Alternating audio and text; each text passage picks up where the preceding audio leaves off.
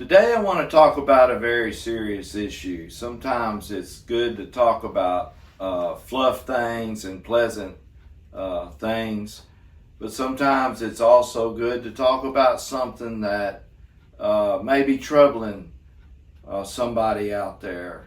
Today I want to talk about suicide.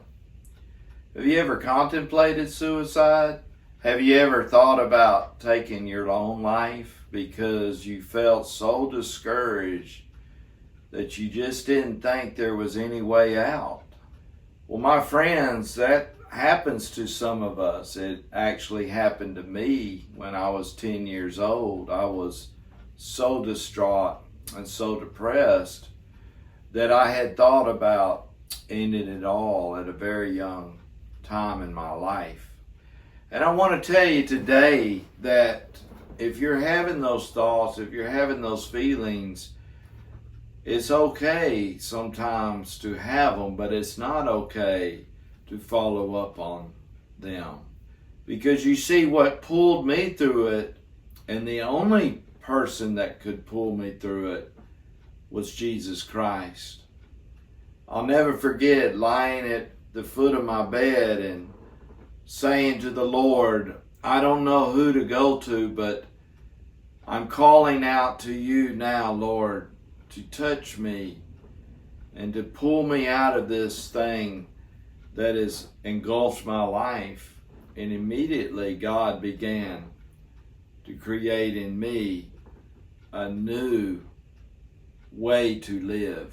And I'll never forget that day as long as I live. I reached out to Jesus. Did you know that you can't commit suicide by your own hands? Why do you say that? Because it says in Hebrews 9:27, as it is appointed unto us once to die, but after that the judgment. You see, the key word is our death is an appointment from God Himself. God knows when we're going to die. He knows when we're going to pass from this earth. And He has made that as an appointment to meet Him on that day. And then after the judgment, He will decide if we go to heaven or hell. And what makes the difference is one person, Jesus Christ. Well, how can I remove these thoughts from my life? I'm going to tell you today how you can do that in a very clear way, so there be no misunderstanding.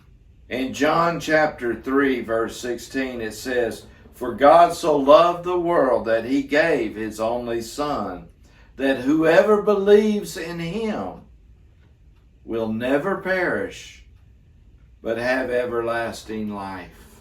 You see, it's in Jesus and through the death on the cross that we can place our depression and place our sins, and yes, even our very life, in His hands. And He promises us that we will never perish. Yes, we may die on this earth, but we will never perish, because we will have life with Him in heaven forever. That's what I ask you to do today. Ask Jesus Christ to come into your life, and you will have everlasting life forever with Him. And always remember, let's be in unity and be on a mission.